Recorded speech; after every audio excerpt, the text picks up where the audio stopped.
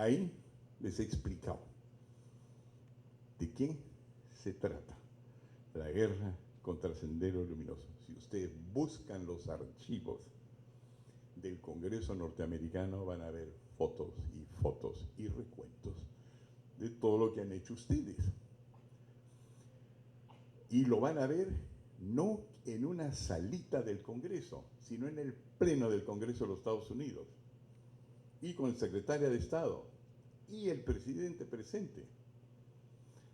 Una de las razones por las cuales yo vine hoy día, era claro, sorprendido que me haya llamado del Congreso, era porque mi amigo Marco Miyashiro me invitó.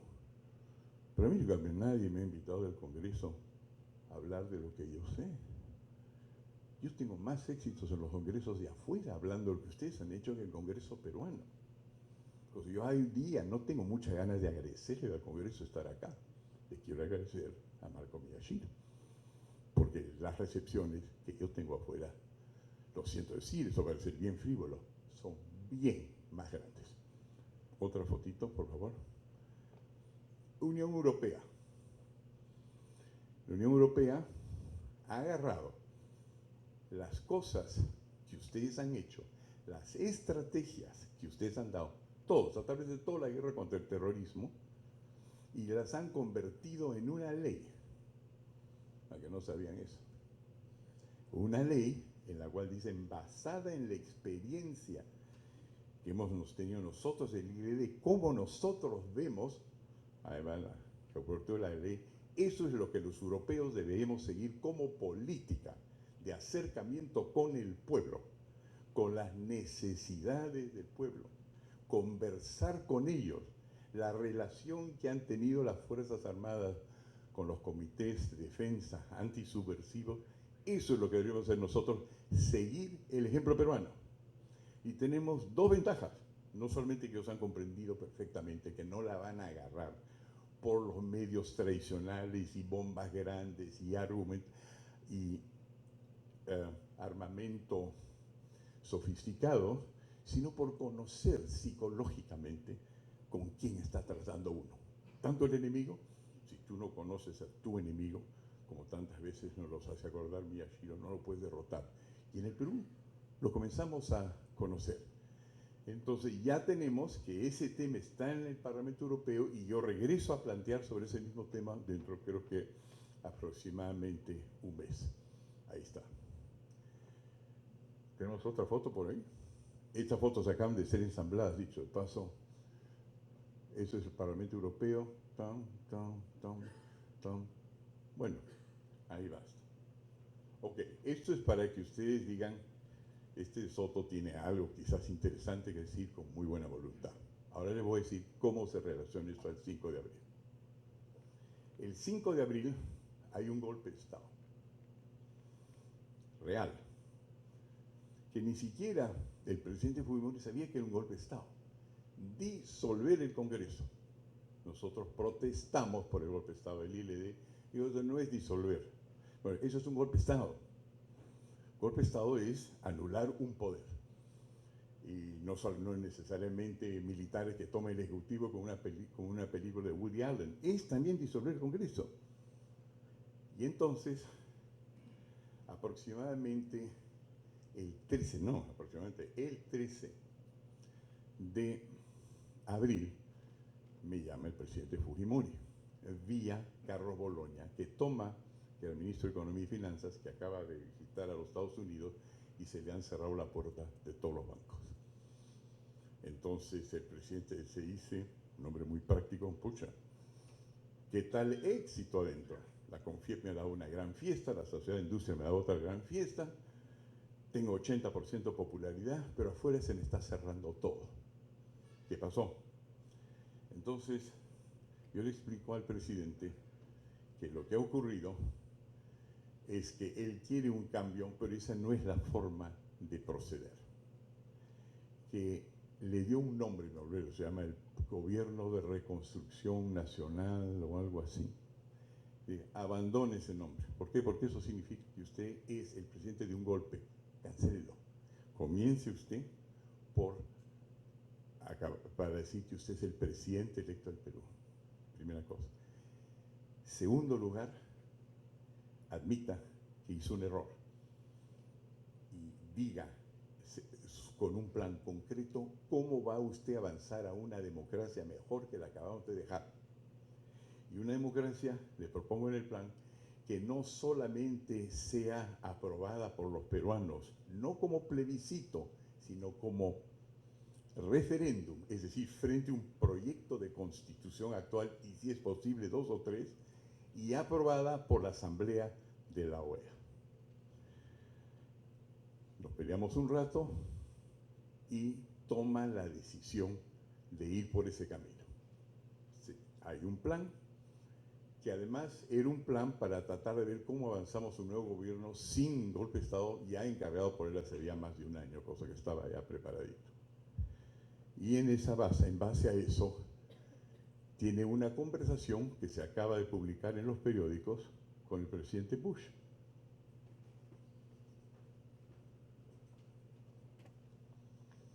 Los que lo quieren pueden ir a nuestra página web,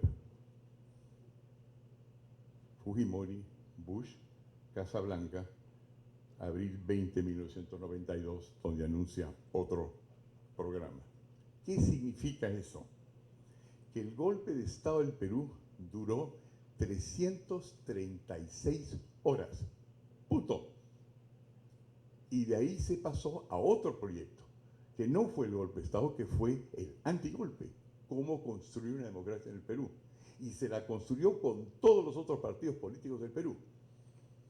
Y por alguna razón, que yo desconozco, pero yo considero que es un mal manejo mediático, en lugar de decir que abril fue compuesto por 2 incidentes, un golpe y un antigolpe, que teniendo la posibilidad de gobernar como dictador, nuestro presidente decide no hacerlo. Nuestro presidente es una persona muy audaz, pero decide no hacerlo, a diferencia de Hugo Chávez, a diferencia de Pinochet, a diferencia de Maduro. No es un presidente como los otros, y hay que distinguir fino. Dio una opción, le dijeron que sí, hombre audaz la toma, se da cuenta que no, cambia. 2 incidentes. Ustedes son literalmente los defensores de un gobierno democrático. ¿Y por qué es eso importante? Porque ustedes van a ver que el día que se reconoce, no solamente en esta augusta sala, sino con una campaña mediática bien hecha, en lo cual participan los héroes que están acá y algunos que no están acá, incluyendo los civiles, los sistemas de defensa civil, que salieron todos a defender el Perú, la nación, como dice Pancho, en términos de democracia. Y queda claro que hubo 2 etapas y que la etapa de golpe solamente duró 336 horas. Ustedes van a ver cómo van a desaparecer los juicios. Porque hay esas cosas de psicología social, esas cosas de mano invisible, esas cosas que Jung hablando del Rhizome, que son los mensajes humanos que pasan no por los troncos de los árboles, sino por las raíces de los árboles, por lo bajo, que hace que el soldado se le reconozca valiente, generoso, lo que sea, por la causa que fue defendiendo. Y la causa fue buena, porque se construyó una democracia que es tan buena, pero así tan buena, que al día de hoy están ustedes sentados acá en uno de los edificios del Congreso Constituyente Democrático y dura hasta el día de hoy. No solamente eso, sino cuando nos bombardea y nos pone la segunda bomba de 500 kilos en el ILD, Abimael Guzmán, El Comercio, Lima, 13 de marzo de 1993, él dice, ¿por qué razón se bombardeó el ILD? Y dice, porque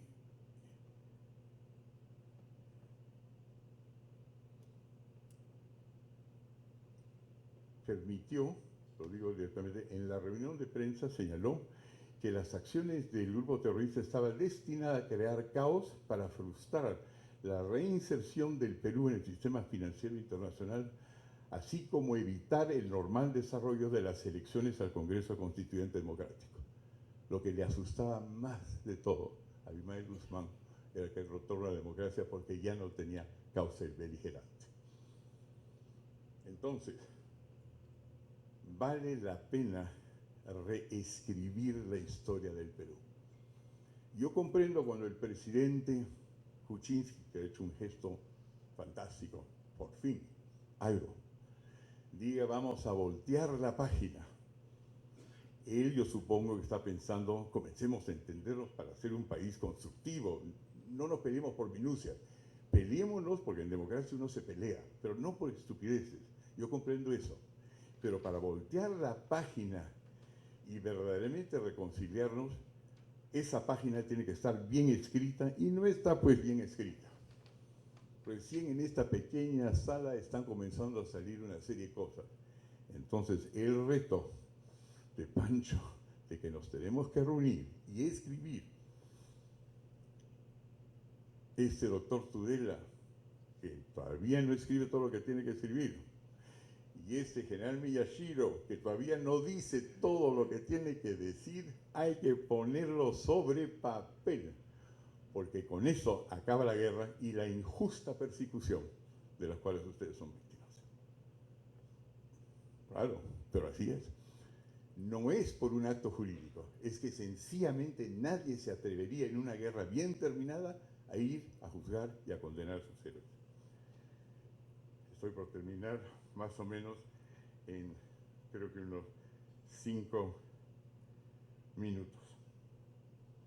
El plan que se aprobó en la OEA y todas las notas que ya han salido de las conversaciones, yo no estaba contando cuentos, que han sido desclasificadas en la Casa Blanca, en el Departamento de Defensa, y las que no han salido en Wikileaks, indican claramente cómo se cambió el golpe de Estado a un golpe democrático en el Perú, qué es lo que piensan los americanos al respecto, qué es lo que piensa la gente de la OEA al respecto, qué es lo que piensan europeos al respecto.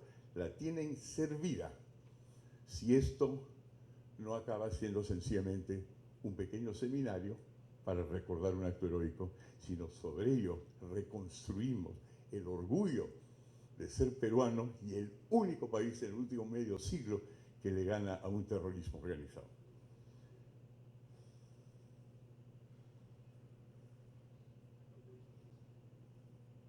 Entonces, creo que lo he dicho todo sin querer queriendo. Tienen ya reconocimiento en Europa, tienen ya reconocimiento en los Estados Unidos. Si yo les saco todo lo que se ha publicado sobre ustedes afuera, ni se imaginan. El gran problema, primero, es indicar que todo el país piensa lo mismo, que todas las grandes fuerzas del país piensan lo mismo, y que son Chavín de Huanta, pero también son las Fuerzas Armadas del Perú, y todas las que comenzaron a luchar desde 1980, y la policía hasta los años 90. No es solamente una cuestión de que los últimos que llegaron a la tumba de Hitler fueron los que hicieron todo. Todos los errores, todas las guerras, todos los muertos cuentan. Y si cuentan, entonces en ese momento lo que van a ver es que todo el Perú se va a reconocer y sacamos la guerra del contexto de la competencia partidaria, que es obviamente una de las razones por las cuales no se cuenta la verdadera historia. Agradezco el privilegio de haber estado aquí, General Miyashiro, ha sido un gran gusto, un honor de conocerlo, general, y de estar con los grandes héroes del Perú. Los saludo.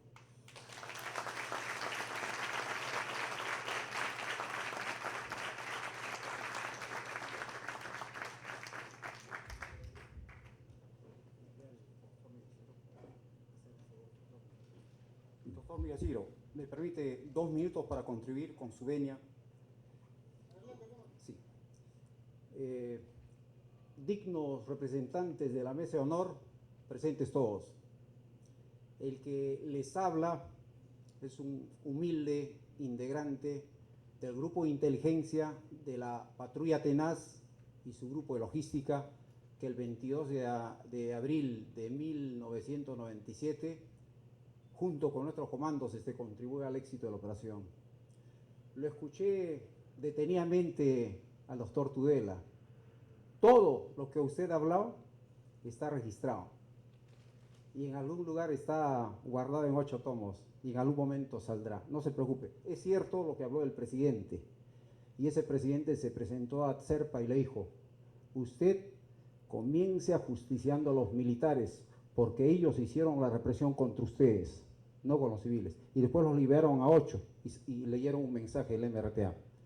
Entonces, nuestro señor congresista que dignamente organizó esta conferencia conoce muy bien la parte de los trabajos de inteligencia. El trabajo de inteligencia conjuntamente con nuestra inteligencia de la policía, nuestra Marina de Guerra, nuestra Fuerza Aérea y el Ejército se pudo consolidar y lograr el éxito. Hubiera sido pertinente que esté acá el almirante Gianpietri, un gran personaje, como lo dijo el doctor Hernando de Soto. En algún momento él dijo: la orden del asalto fue Mari está enferma. ¿Y quién podría saber por qué o cómo nace esa frase? Eso lo sabe el grupo de inteligencia. Y realmente ya se lo pude comunicar personalmente al almirante.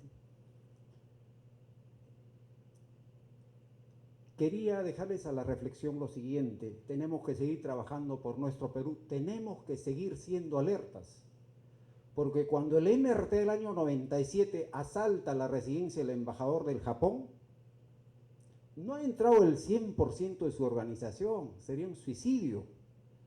Calculamos que ha sido un 20%.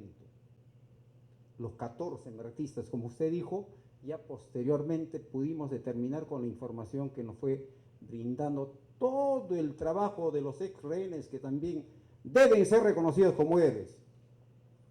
Un trabajo muy valioso que a nosotros nos permitió obtener, procesar la información y entregarlo a nuestro general Williams como jefe y comandante de la operación, diariamente, y cuando había información importante, en el momento.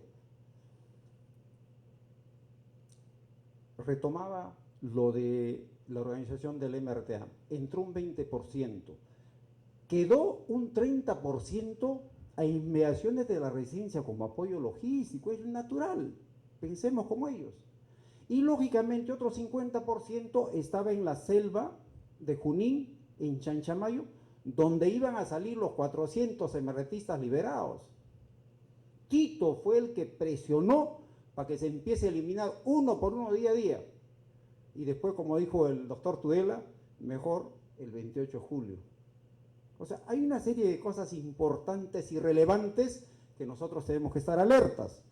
Y por lo tanto, hoy en día el MRTA se está reconstituyendo, se está reorganizando y está haciendo un trabajo clandestino políticamente, porque militarmente fracasó. Entonces ya vemos que hay personajes negativos a nuestra sociedad que salen y dicen que han sido presos políticos, que los comandos no son héroes. Las evidencias, las indicaciones se están dando y por lo tanto tenemos que seguir trabajando por la estabilidad democrática de nuestro Perú. Lo que quiero concluir diciendo es de que el 22 de abril de 1997 lo hicimos por el Perú y cuando la patria nos llame estaremos listos a tomar las armas para defender a nuestra amada patria. ¡Viva el Perú!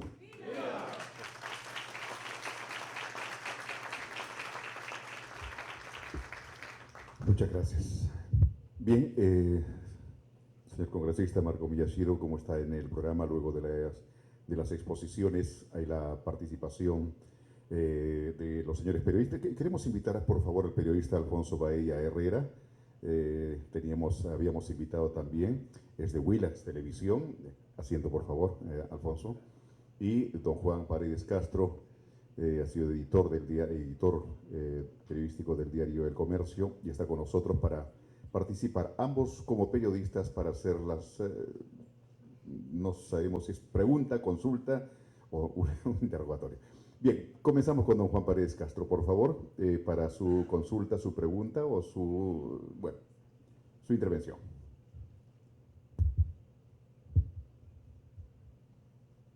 Buenas tardes. Buenas tardes. En primer lugar, mi saludo, mi respeto y mi homenaje a los héroes de Chavín de Huántar y a los rehenes, tanto presentes como ausentes. Gracias, General Marco Miyashiro, por la invitación a participar en esta mesa que me une junto al Don Juan Paredes, si me permite, por favor, sí. Vamos a recibir al señor congresista Edwin Donaire, por favor, general del Ejército, en retiro. Don Edwin Donaire ha sido comandante general del Ejército, de nuestro Ejército, de nuestras Fuerzas Armadas.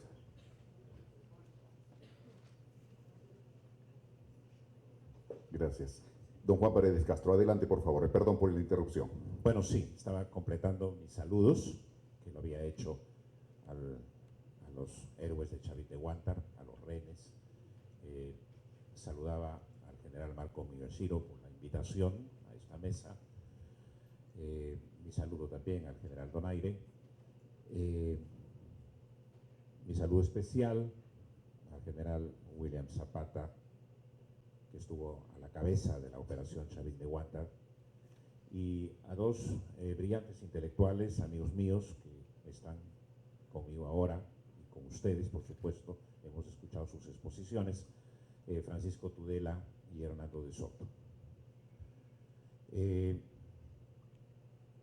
Con ellos dos he tenido experiencias muy cercanas como periodista, he sido testigo de muchos acontecimientos en mi país, y precisamente cuando Francisco Tudela hablaba sobre lo vivido al interior de la embajada japonesa y nos daba un horizonte de todos los planes y diseños que estaban en juego en un momento crucial, yo recordaba que a los pocos días de su restablecimiento, porque él salió herido de esa situación, fui uno de los primeros periodistas en entrevistarlo.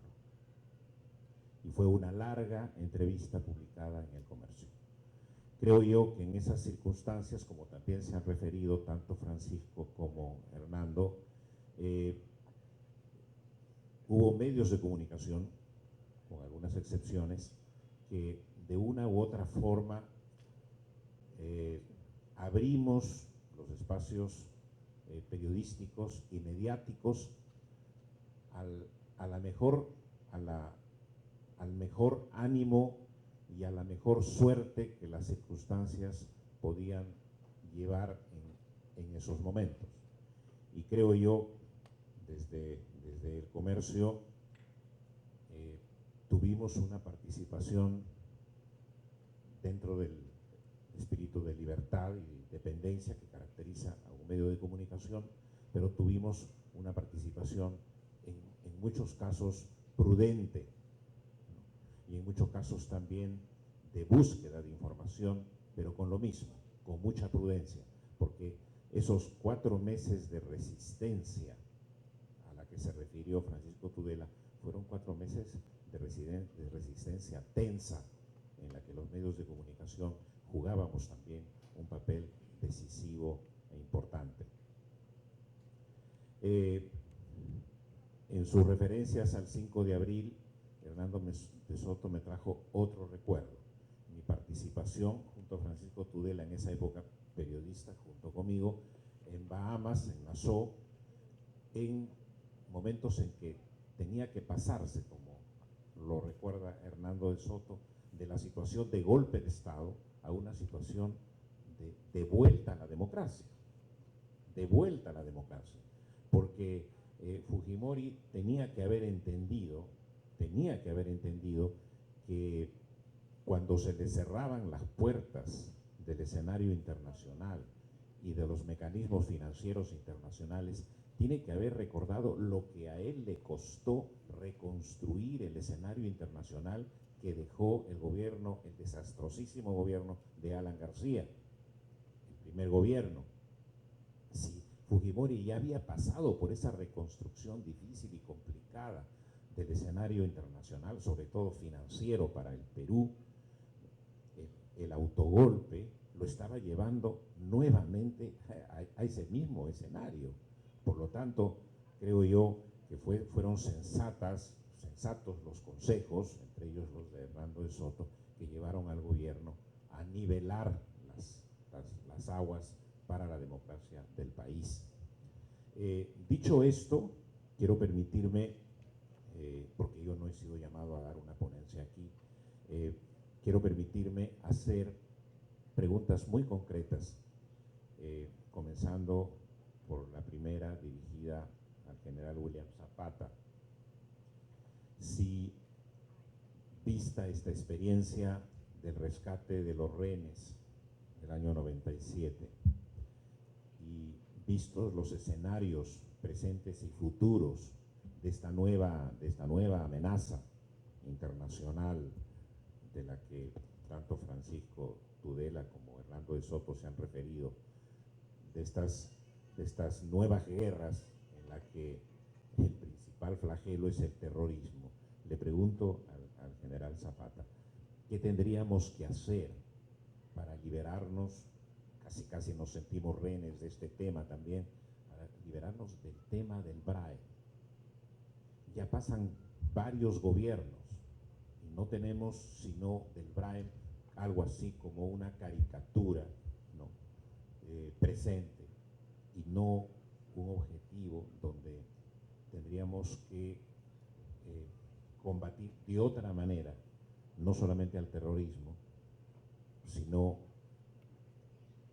a la dejadez institucional, al abandono institucional del país. Y una pregunta que es para Hernando y para Francisco, tiene mucho que ver con todos estos años de mezquindad y de judicialización para reconocer valores propios y patrimonios propios. Esa tendencia histórica en el Perú de no solo no reconocernos unos respecto de otros, y no solo reconocer los méritos y valores del otro, sino el determinar no reconociendo nuestros propios valores y nuestros propios patrimonios. Es decir, si tenemos una guerra victoriosa, no la reconocemos. Nos divide más que nos une. Si tenemos un rescate como la de los rehenes, todo terminó en una larguísima judicialización contra los que habían forjado ese rescate. Y así por el estilo. Hemos tenido el último gesto reciente del presidente Pedro Pablo Kuczynski llamando a voltear una página y a reparar este abandono de años